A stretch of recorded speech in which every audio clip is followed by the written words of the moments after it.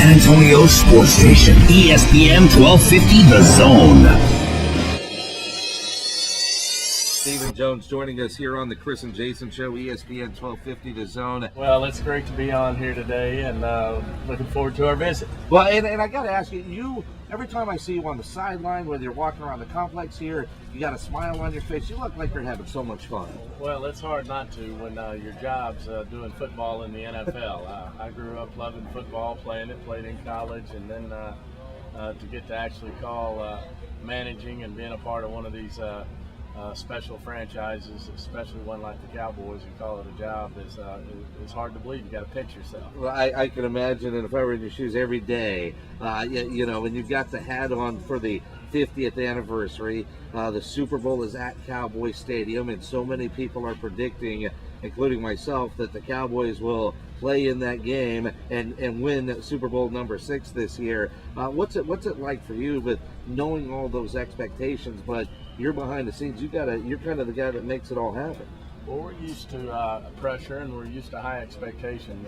You know, when you're with the Dallas Cowboys, I think people just inordinately, you know, push you up the pole, and you got to perform. And we do. You know, we've done a lot of hard work. I think over the years, we've slowly but surely put together, you know, a great core group of guys. I think the chemistry is the best it's been since we've been here in terms of, especially over the last 10 years. And we're real pleased with the football team we've put together. But we're obviously open to improvement, and you know, we have to go out and take each game. Obviously, the most important game on the schedule right now is the Washington Redskins. Well, and so many of our listeners and callers to the show, and you know, we're concerned about San Diego. It's an exhibition game Saturday night with the injuries to your offensive line, including Kyle Kosher going down today. Do you have an update on him? And so many people want to know, how do you go into that preseason game wanting to protect Tony Romo, but at the same time get him some reps?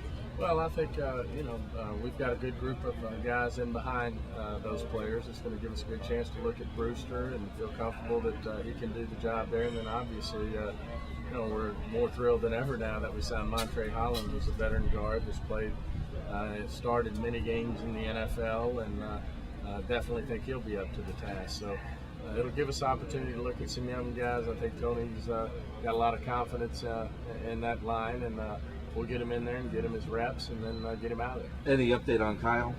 Yes, I think, you know, as it turns out, he's going to have an MCL sprain that's going to probably keep him out 4 to 6 weeks, and probably the longer side of that time frame, but we'll just have to see.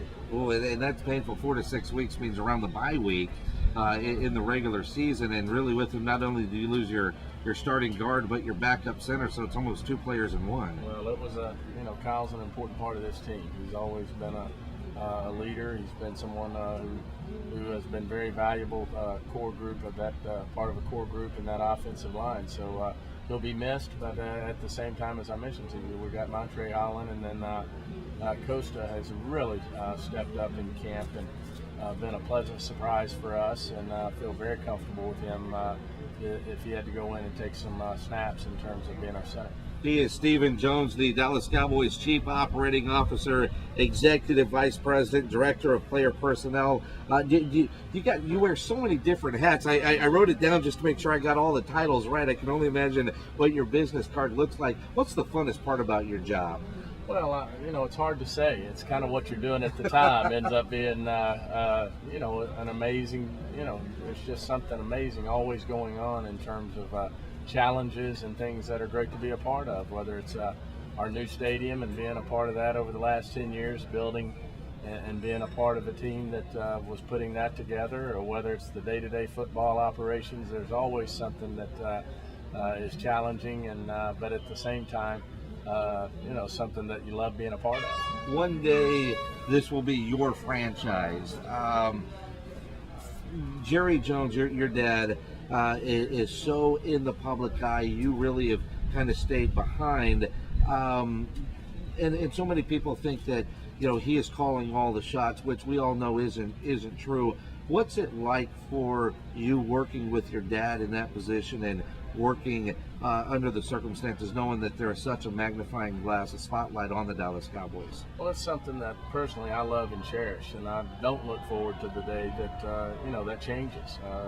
I think it's a blessing to get to work with your father every day and talk to a lot of people who are in family businesses that have had that pleasure, but they also say that you better appreciate every day of it, because when your dad's not here, it's lonely and it's tough. And so I'm certainly cherishing every moment, and certainly not looking forward to anything other than that. At the same time, as you said, Jerry, as far as the limelight and the public eye is concerned, sometimes it can be misconceived, but Jerry gives not only me, but a lot of other people in our organization he delegates and really counts on us to make good recommendations to him, and they're usually recommendations that he goes along with. Now he'll say there are times when he's got a different opinion, and obviously he's the tiebreaker when it comes to who calls that final shot. And I will say this for him too: his 20 years of experience he has over me in terms of being in the business world, he's usually right. It's got to be tough because it's your dad, but when you're making a business decision and you are talking about players and you're the director of player personnel, I know you're involved a lot with the contract negotiations, and you're talking about millions of dollars for any particular player.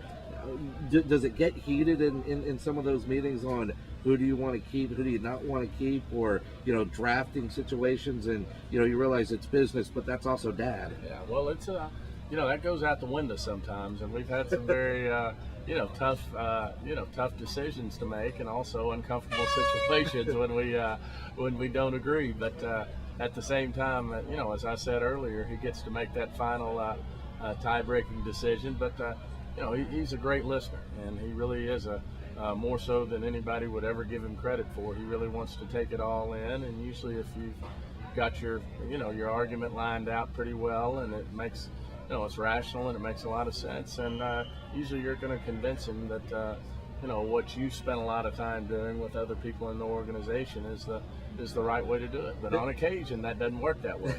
Is there something about Jerry Jones, because we all think we know him, we got an idea of what he is like? Is there something about him that would surprise us, me, our listeners, to go, really? Jerry Jones does that, or is like that? Well, I think the bigger thing is what a great listener he is, and how he really does listen to a lot of people in terms of ultimately how our organization makes decisions. I think most people have the perception that he sits out at Valley Ranch and makes decisions based on whims, and that's certainly or what he wants to do personally, and that's just not the case. He really seeks out advice, he seeks out background, and really wants to come down with a decision that everybody's comfortable with, and that everybody ultimately can buy into and support. He is Stephen Jones, the Dallas Cowboys Chief Operating Officer, Executive Vice President, and Director of Player Personnel. We are sitting here in Oxnard, California. It is gorgeous. This is my first trip to Oxnard. You also have training camp in San Antonio in the Alamo Dome, and being from San Antonio, we love it when the Cowboys come to town. I know the team is going into the final year of its contract with the Alamo Dome, and Oxnard would love to have you full-time. San Antonio would love to have you full-time. Ultimately, how do you see the Cowboys conducting training camp, knowing that you still have to negotiate with the two cities? Well, I think the best of both worlds would be what happened this year, which is to have everything work out where you can start out there in San Antonio and really have a lot of our sponsors and the people in the state of Texas who can't necessarily come all the way out to California, but can certainly be involved in a training camp in San Antonio. And also a huge thing about San Antonio is all our fans there. I mean, it is predominantly a Cowboy city. We want it to remain that way. So it's every bit as important as this nice weather that we're experiencing out here in California. At the same time, there's not a team here in Southern California, and when we're here, we get a lot of we get a lot of good print in the paper, and a lot of our fans come out in full force here, as we've all seen. So our goal would be to maybe do a little bit of both and see how that turns out. But as you know, there's going to be a lot of moving parts as we move forward with what our seasons are going to look like in the future. That we're looking hard at moving from 16 games to 18 games and cutting our preseason games from 4 to 2. So obviously those type of things affect camps and what you do with them, and who you participate with, that type of thing. And I know, and I don't want to put you on the spot because as an executive you've got to be careful, but when there is talk of the work stoppage next year and adding games to the regular season and cutting training camps, as an executive in the NFL, the way the NFL is now with all the OTAs, it's a year-round job. Are training camps too long? I know the players don't like all the preseason games, but we're already in week 4 of Cowboys training camp. Are training camps too long? Well, it can be argued, but at the same time, we have to get the players prepared. We got to get a good product on the field. Another thing we have to do, which is what a lot of people don't understand, is training camp's a great time to develop young players and bring young players along, which ultimately you have to have in terms of the NFL. You've got to bring young players along, and although they may not be, some of them may not be an integral part of your wins and losses this year, they may be a huge part of it in years 2, 3, and 4. Of their journey in terms of the NFL. So it's very important that we develop these guys. You need that time. It just doesn't happen overnight to bring these guys along. So we're obviously looking, I'm on the competition committee. We're looking for ways to get that accomplished, and yet at the same time try to protect some of these players, who are veterans and that don't need as much training camp as some of the younger players. Do you think that next year there will be a work stoppage? I hope not. I mean, I hope that we can come to some sort of agreement so we don't miss games. I'm sure the players don't want to miss any games. The owners don't want to miss games, and I know our fans certainly want us to have a great product on the field. So, I hope